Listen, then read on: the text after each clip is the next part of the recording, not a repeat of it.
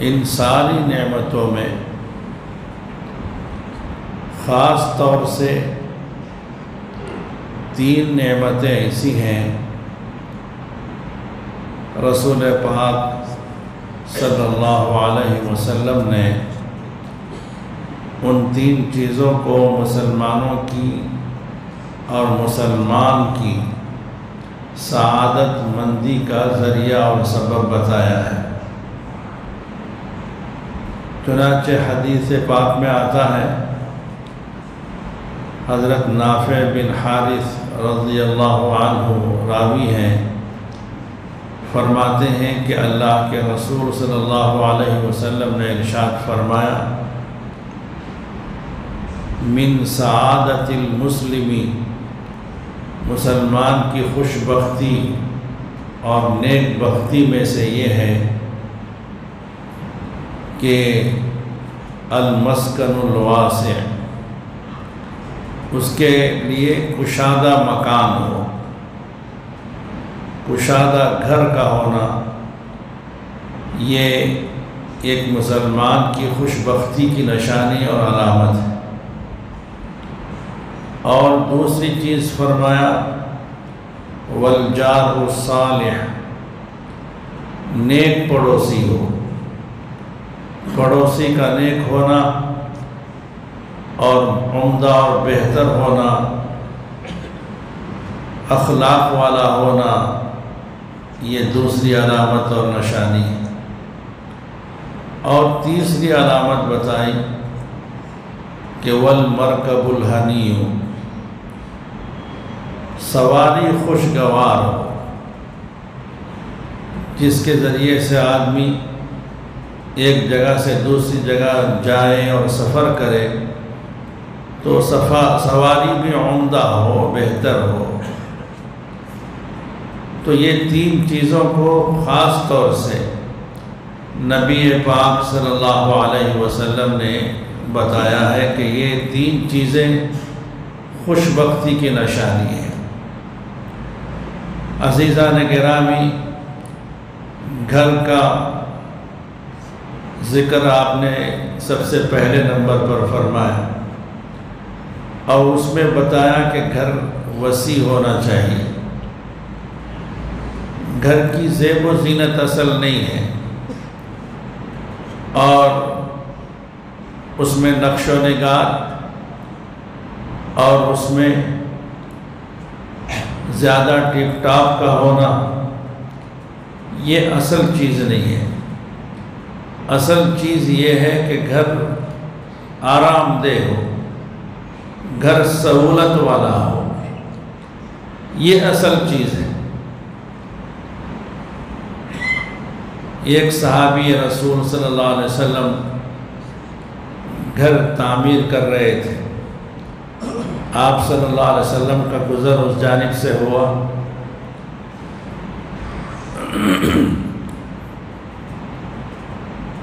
آپ صلی اللہ علیہ وسلم ایک جانب سے گزرے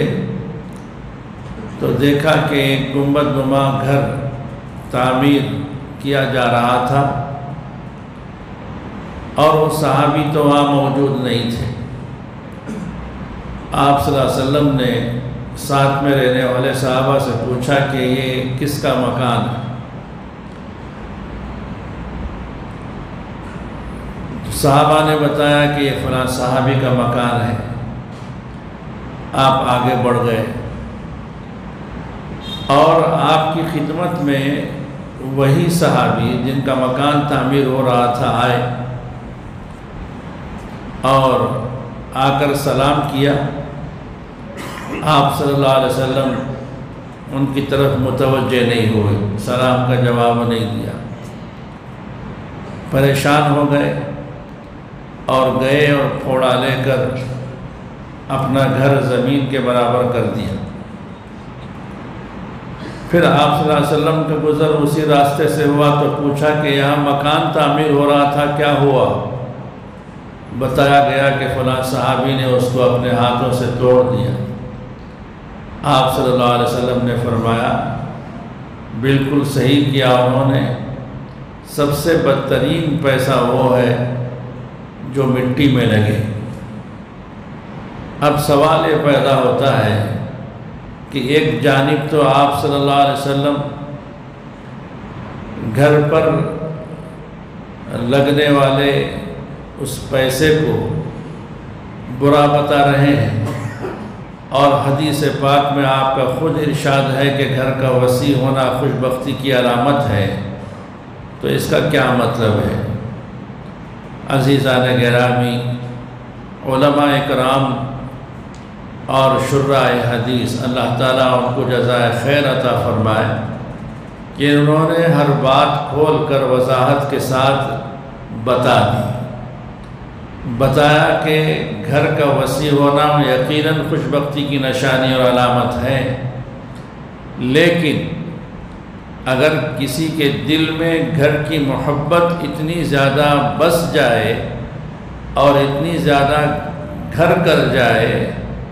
کہ اللہ اور اللہ کے رسول کی محبت سے بھی وہ گھر کی محبت اگر غالب آ جائے، اور اس محبت میں کے نشے میں اور اس محبت میں چور ہو کر اگر کوئی گھر تعمیر ہی کیوں نہ کرتا ہو، تو چونکہ یہ محبت صحیح محبت نہیں ہے، اللہ اور رسول کی محبت سے بڑھ کر ہے،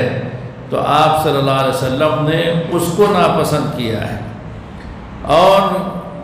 ممکن ہے کہ جن صحابی کے بارے میں آپ نے سنا اور کہ یہ فلاں صحابی کا گھر ہے، ان کے دل کی کیفیت کا آپ کو اندازہ ہوا ہوگا کہ ان کے دل میں گھر کی محبت بہت زیادہ ہے، تو آپ صلی اللہ علیہ وسلم نے اس کو پسند نہیں فرمایا۔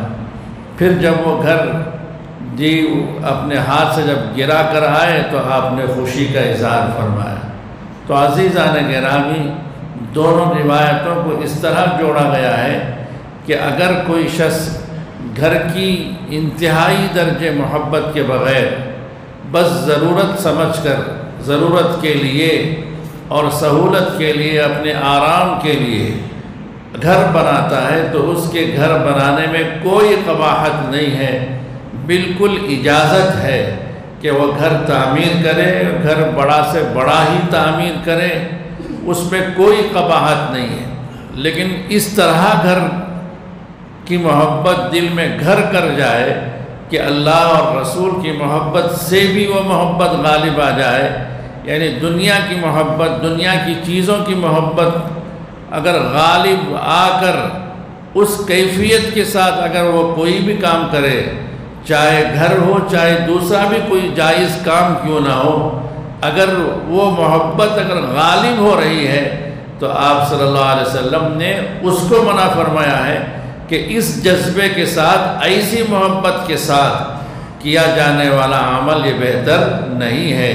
بلکہ سب سے بڑھ کر محبت اللہ کی ہونی چاہیے، اللہ کے رسول کی ہونی چاہیے، اور اللہ کے رسول کے ذریعے سے اللہ نے جو احکامات اور ہدایات عطا فرمائے ہیں، ان ہدایات پر عمل کی محبت یہ سب سے زیادہ غالب ہونی چاہیے۔ تو بہرحال عزیزان گرامی، گھر کا کشادہ ہونا اور وسیع ہونا یہ بہتر ہونے کی اور سعادت مند ہونے کی نشانی۔ حضرت تھانوی رحمۃ اللہ علیہ نے گھر کے سلسلے میں بھی بہت عمدہ بات ارشاد فرمائی ہے کہ گھر کا اصل مقصد یہ ہے کہ گھر میں آدمی رہائش اختیار کرے، کہ وہ رہائش کے لیے یعنی رہنے کے لیے، یعنی آدمی اگر گھر رہے گا، سر پر سایہ رہے گا، چھت رہے گی، تو آدمی اطمینان کے سکون کے ساتھ زندگی گزار سکیں۔ تو یہ گھر کا پہلا حق ہے، یہ جائز ہے کہ آدمی اپنے لیے رہائش کا یعنی گھر کا بندوبست کریں، انتظام کریں، اور گھر آرام دہ ہو، سہولت والا ہو، کہ گھر میں پہنچنے کے بعد اس کو تنگی محسوس نہ ہو، گھٹن محسوس نہ ہو، بلکہ کشادہ رہے، گھر آرام دہ رہے۔ آرام اور سہولت والا گھر یہ بھی جائز ہے۔ آپ رحمہ اللہ، تھانوی رحمہ اللہ نے فرمایا کہ دوسری چیز جو گھر کے سلسلے میں ہے وہ ہے آسائش۔ پہلی چیز رہائش ہے، دوسری چیز ہے آسائش۔ آسائش یعنی آرام کے ساتھ، سہولت کے ساتھ، اطمینان کے ساتھ وہ گھر میں رہے، اور اس کے لیے وہ جو کچھ کرنا چاہتا ہے اور کرتا ہے وہ کرنا جائز ہے، اس میں بھی شریعت کی طرف سے کوئی رکاوٹ اور کوئی منع نہیں۔ اور تیسری چیز ہے آرائش، یعنی آرائش کا مطلب یہ ہے کہ زیب و زینت، یعنی گھر میں تھوڑی سی خوبصورتی لائے، یعنی صرف دیوار نہیں، دیوار کے اوپر پلاسٹر بھی چڑھا دیا، اور پلاسٹر کے اوپر اس نے رنگ و روغن بھی کر دیا اور کچھ خوبصورت بنا لیا، تو یہ خوبصورت بنا لینا بھی جائز ہے، یہ بھی کوئی ناجائز عمل نہیں ہے۔ اس نے رنگ کر دیا، اس کو چونا لگا دیا اور اس کو عمدہ اور خوبصورت بنا دیا، اس کی بھی گنجائش ہے، یہ بھی جائز ہے، یعنی دیکھنے میں اچھا لگے، دیکھنے میں خراب محسوس نہ ہو، اس کی بھی گنجائش ہے۔ تو پہلی چیز رہائش ہے، دوسری چیز آسائش ہے، یعنی سہولت ہے اور آرام اور راحت حاصل ہو، اور تیسری چیز آرائش ہے، یعنی اس کو کچھ خوبصورت بنا لینا، یہ بھی جائز ہے۔ اور چوتھی چیز نمائش، تھانوی علیہ الرحمہ فرماتے ہیں کہ یہ چیز ناجائز ہے۔ تین چیزیں جائز ہے، یہ چوتھی چیز ہے نمائش۔ نمائش کا مطلب یہ ہے کہ لوگوں کو دکھانے کی غرض سے، کہ لوگوں کے سامنے یہ معلوم ہو کہ میرا گھر بڑا عالی شان ہے، بڑا عمدہ ہے، اس محلے میں، اس گلی میں میرے گھر جیسا کوئی اور گھر نہیں ہے۔ یہ جذبہ جو نمائش کا ہے، ریا کا ہے، دکھاوے کا ہے، تھانوی فرماتے ہیں کہ یہ جذبہ ناجائز ہے۔ اس کے علاوہ باقی شروع کی تین چیزیں بھی جائز ہیں۔ رہائش بھی جائز، رہائش کے لیے انتظام کرنا بھی جائز ہے، آسائش کا بندوبست کرنا بھی جائز ہے، اور آرائش بھی کرنا جائز ہے، لیکن نمائش کا جذبہ یہ درست نہیں ہے۔ تو عزیزان گرامی، تو آپ صلی اللہ علیہ وسلم نے فرمایا کہ من سعادت المسلم المسکن الواسع، مسلمان کی سعادت مندی، خوش بختی اس میں ہے کہ اس کا گھر وسیع ہو، کشادہ ہو۔ لوگ پیسہ کہاں کہاں خرچ کرتے ہیں، کہاں کہاں لوٹاتے ہیں پیسہ، لیکن چاہیے کہ سب سے پہلے اگر پیسہ خرچ کرنے کی ضرورت پیش آئے تو وہ گھر پر لگائے، اپنے لیے گھر کا انتظام کرے، سب سے پہلے چھت کا انتظام کرے، اپنے لیے سائے کا انتظام کرے۔ اس لیے علماء فرماتے ہیں کہ جو پیسہ گھر پر لگ گیا، گھر کی تعمیر میں لگ گیا، وہ صحیح مصرف میں لگ گیا، وہ صحیح ٹھکانے میں لگ گیا، یعنی غلط نہیں ہوا، وہ پیسہ غلط جگہ میں خرچ نہیں ہوا، بلکہ اپنے مصرف میں، اپنی جگہ میں خرچ ہوا ہے۔ عزیزان گرامی، یہ پہلی چیز ہے جو المسکن الواسع، اور دوسری چیز آپ صلی اللہ علیہ وسلم نے فرمائی وہ ہے الجار الصالح، نیک پڑوسی، عمدہ پڑوسی، اچھے اخلاق والا پڑوس کا مل جانا، یہ بھی خوش بختی کی علامت ہے۔ یعنی مطلب یہ ہے کہ ایک تو یہ ہے کہ ایسے محلے کو تلاش کیا جائے کہ جہاں پر لوگ اچھے اخلاق والے ہوں، عمدہ اخلاق والے ہوں، وہاں پر اپنی رہائش کا انتظام کیا جائے۔ اور دوسرا مطلب اس کا یہ بھی ہے کہ خود اپنے اخلاق بھی ایسے بنائے کہ خود بھی دوسرے کا اچھا پڑوسی بنے، خود بھی دوسرے کے لیے راحت کا سبب بنے۔ جو دوسرے اپنے پڑوس میں رہتے ہیں وہ اس سے راحت محسوس کریں، اس سے پریشان نہ ہو، اس سے تکلیف نہ اٹھائیں، یہ مطلب بھی اس میں داخل ہے۔ عزیزان گرامی، آج کا حال یہ ہے کہ پڑوسیوں کے کیا حقوق ہیں اور ان پر کیا عمل ہو رہا ہے، یہ آپ خود اچھی طرح اس کو دیکھ سکتے ہیں، محسوس کر رہے ہوں گے کہ سال ہا سال ہو جاتے ہیں اڑوس پڑوس میں رہتے ہوئے، لیکن پتہ نہیں چلتا کہ پڑوس میں رہنے والا کون ہے۔ اگر کبھی ملاقات ہوتی ہے کبھی کسی موقع پر، تو خود پڑوس میں رہنے والا، بازو رہنے والا پوچھتا ہے کہ آپ کہاں سے تشریف لائے ہیں، جبکہ وہ رہے ہوئے کئی سال گزر گئے ہوتے ہیں، اس کو معلوم نہیں رہتا کہ پڑوس میں رہنے والا کون۔ آج کا حال ایسا ہے، جبکہ کتابوں میں لکھا گیا ہے کہ پڑوس کہتے ہیں 40 مکان دور تک رہنے والے لوگ بھی پڑوس میں داخل ہیں، یعنی دانے جانب کے 40 مکان اور بائیں جانب کے 40 مکان اور اگلے جانب کے 40 مکان، پیچھے کی جانب کے 40 مکان، گویا کہ سمجھیے پورا محلہ یہ آپس میں اڑوس پڑوس کا تعلق رکھتا ہے، ان سب کے حقوق ہیں۔ اسی لیے رسول اللہ صلی اللہ علیہ وسلم نے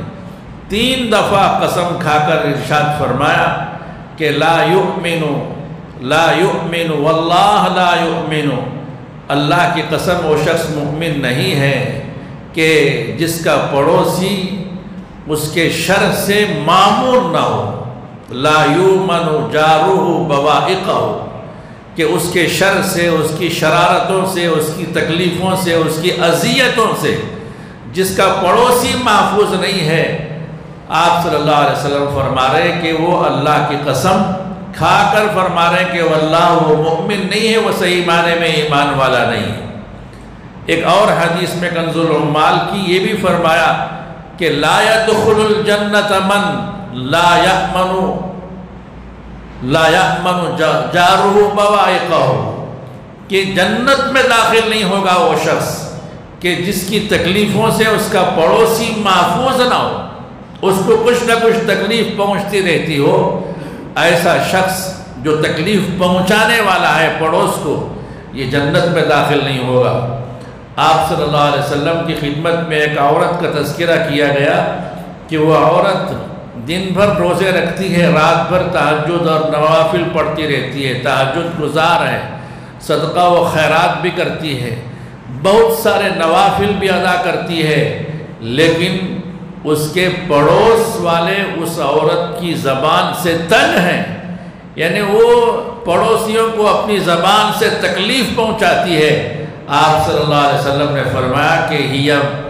فی النار، کہ وہ عورت، اس عورت کا ٹھکانہ جہنم ہے،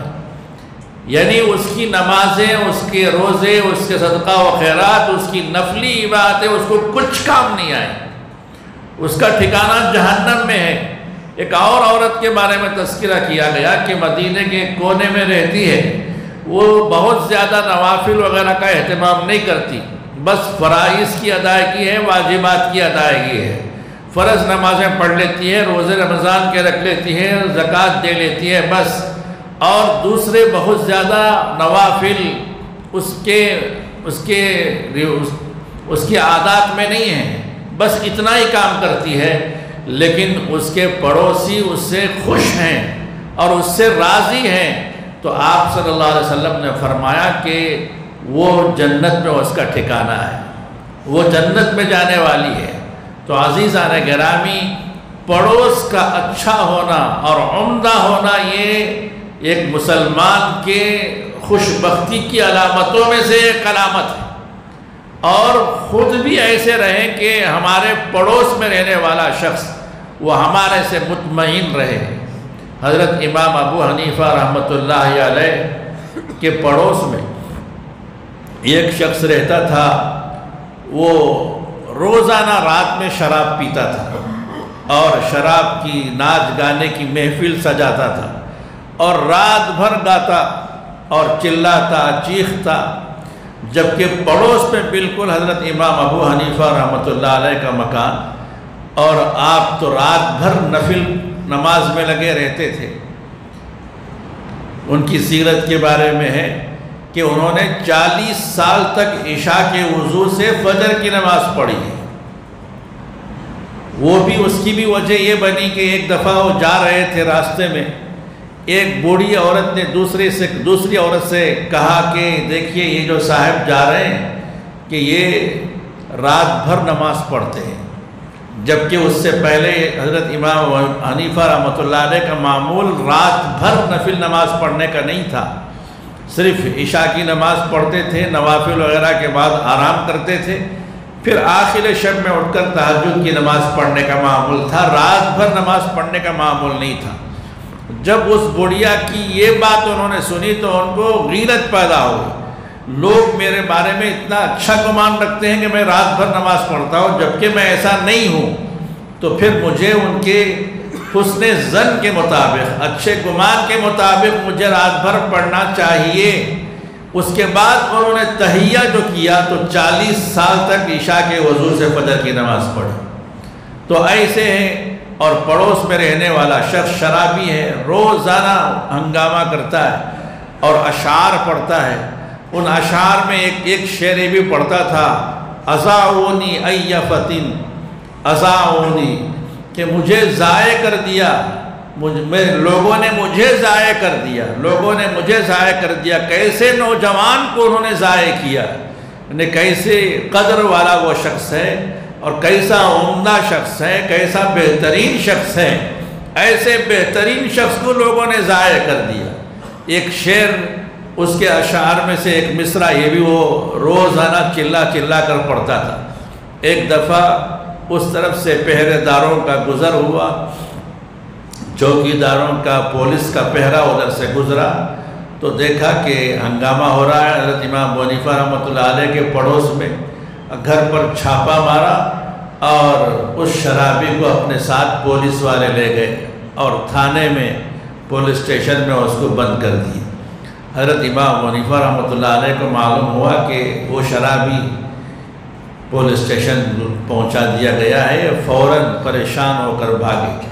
جب پہنچے تو پولیس اسٹیشن کا پورا عملہ جانتا تھا حضرت امام ابو حنیفہ رحمۃ اللہ علیہ کو، وہ آپ کے استقبال کے دوڑ پڑا اور کہنے لگے کہ حضرت آپ اتنی بڑی شخصیت، آپ کیوں آئے، آپ نے زحمت کیوں کی، آپ یاد کر لیں تو ہم خود آپ کے پاس آ جاتے آپ کے دولت خانے میں۔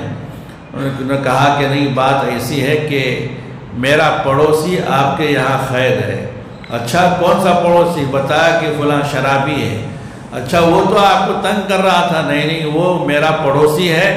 بس میں اس کو رہا کرانے کے لیے آیا ہوں، چھڑانے کے لیے۔ تو حضرت امام ابو حنیفہ رحمۃ اللہ علیہ کی بات پر اس کو اسی وقت اس کو رہا کر دیا، چھوڑ دیا۔ حضرت امام ابو حنیفہ اس کو اپنے ساتھ واپس لے کر آ رہے تھے، راستے میں اس کے کان میں کہا کہ ہم نے تو آپ کو ضائع نہیں کیا، کہ روزانہ آپ کہتے تھے کہ ضائع کر دیا لوگوں نے، مجھے ضائع کر دیا لوگوں نے، اور جس کو ضائع کیا وہ بڑا نوجوان ہے، بہت اچھا ہے، تو ہم نے تو آپ کو ضائع نہیں کیا۔ اس کو کان میں آہستہ سے کہا تو بڑا شرمندہ ہوا اور فوراً اس نے آپ کے ہاتھ پر توبہ کی اور زندگی بھر کے لیے اس نے شراب سے توبہ کر لی اور نیک اور با اخلاق انسان بن گئے۔ تو عزیزان گرامی، امر بالمعروف نہی عن المنکر کا فریضہ اپنی جگہ ہے ضرور، لیکن پڑوس کے حقوق یہ اپنی جگہ ضروری ہے کہ یہاں پر حضرت امام ابو حنیفہ رحمۃ اللہ علیہ کے اس حسن خلق کی وجہ سے وہ ہمیشہ کے لیے تائب بھی ہو گیا اور نہی عن المنکر کا فریضہ بھی بہت عمدہ طریقے سے ادا ہو گیا۔ اور حضرت امام ابو حنیفہ رحمۃ اللہ علیہ معمولی شخصیت نہیں تھے، بہت بڑے عالم کہ جن کے ہم متبع ہیں اور جن کی ہم اتباع کرتے ہیں۔ ہم جہاں ان کے مسائل میں، نماز، روزہ، پوری شریعت، پورے احکام میں ہم ان کے مسلک کی جب اتباع کرتے ہیں تو ہم کو چاہیے کہ ہم ان کے اخلاق کی بھی اتباع کریں کہ وہ کیسے عمدہ اخلاق والے تھے۔ اسی طرح حضرت امام احمد بن حنبل رحمۃ اللہ علیہ کے پڑوس میں ایک یہودی رہتا تھا اور اس یہودی نے اپنا مکان بیچنے کا ارادہ کیا اور اعلان کیا کہ بیچ رہا ہوں۔ تو لوگ آئے خریدنے کے لیے، پوچھا کیا قیمت ہے، بتایا کہ اس کی قیمت 2000 دینار، لوگوں نے تعجب سے کہا کہ یہاں تو 1000 دینار قیمت چل رہی ہے، آپ 2000 بتا رہے ہیں۔ کہا کہ ہاں 1000 دینار تو چل رہی ہے، ٹھیک ہے آپ جو کہہ رہے ہیں، 1000 دینار تو گھر کی قیمت ہے، اور 1000 دینار احمد بن حنبل کے پڑوس کی قیمت ہے۔ ان کا پڑوس حاصل ہونا یہ بہت بڑی نعمت ہے۔ اگر پڑوس اگر اچھا ہے تو اس کے اثرات گھر پر، گھر والوں پر، گھر کے بیوی بچوں پر، سب پر اس کے اثرات پڑتے ہیں۔ اگر برا ہے تو پھر برے اخلاق پڑتے ہیں۔ ابو حمزہ سکری رحمۃ اللہ علیہ بہت بڑے بزرگ گزرے ہیں، انہوں نے اپنا گھر بہت بڑا تھا ان کا، بیچنے کا اس لیے ارادہ کیا کہ وہ مقروض ہو چکے تھے، کہ وہ قرض کی ادائیگی کے لیے اپنا گھر بیچنا چاہ رہے تھے، اور وہ ان کا نام ہی سکری اس لیے پڑ گیا تھا کہ ان کی زبان میں شیرینی تھی، مٹھاس تھی، کہ جب بھی لوگوں سے بات کرتے تو لوگ گرویدہ ہو جاتے تھے ان کے، اور لوگ بہت دلچسپی کے ساتھ سنتے تھے، اور بہت خوش اخلاق اور خوش طبیعت کے مالک تھے۔ جب معلوم ہوا لوگوں کو کہ گھر بیچ رہے ہیں تو پورے محلے والے جمع ہو گئے۔ پوچھا کیوں بیچ رہے ہیں؟ بتایا کہ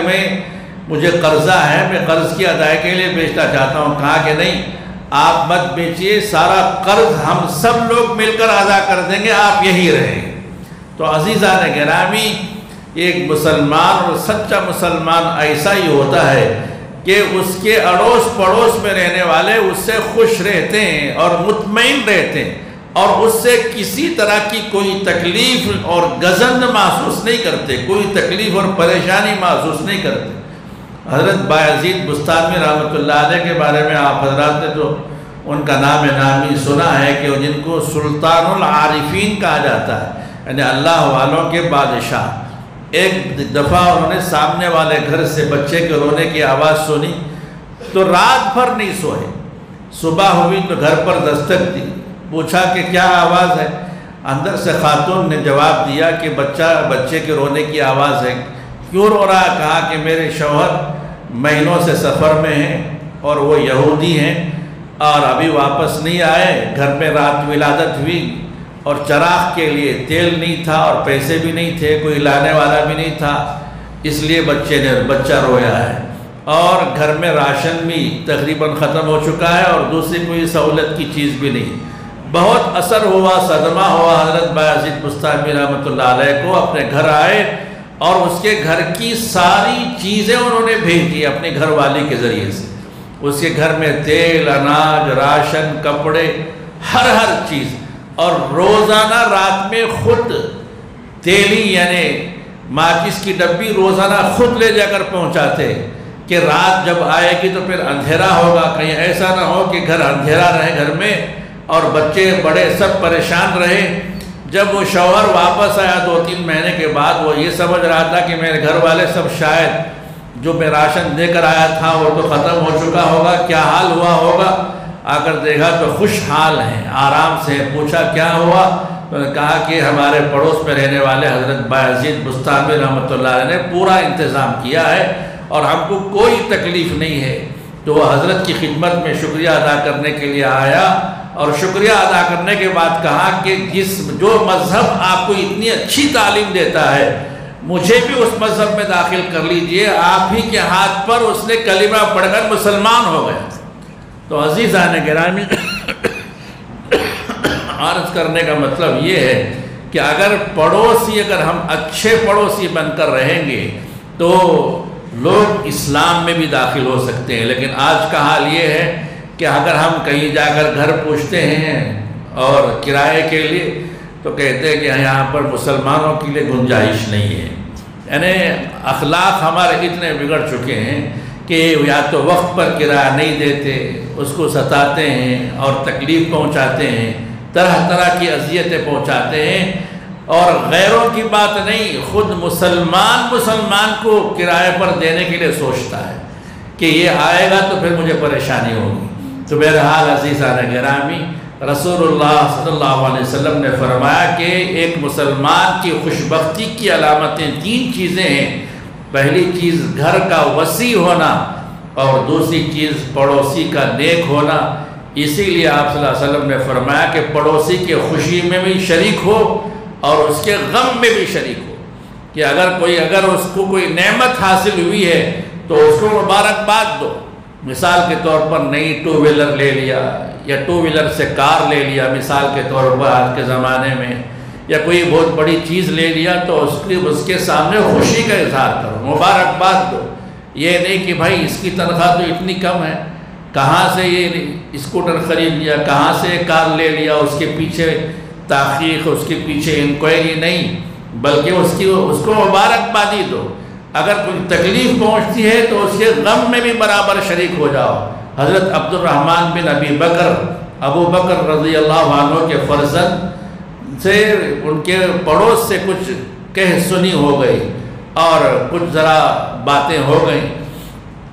حضرت ابو بکر رضی اللہ عنہ کو معلوم ہوا، فوراً دوڑے ہوئے آئے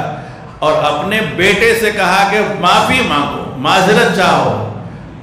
یہ بھی نہیں پوچھا کہ معاملہ کیا ہوا ہے، کہ اب کہا کہ پہلے معافی مانگو۔ اور تو وہ پڑوسی کو شرمندہ ہوا، نہیں اصل میں زیادتی مجھ سے ہوئی ہے، تو فرمایا کہ نہیں ان کو معافی چاہنا چاہیے، اور فرمایا کہ پڑوسی سب سے پہلے تجھے کام آنے والا ہے۔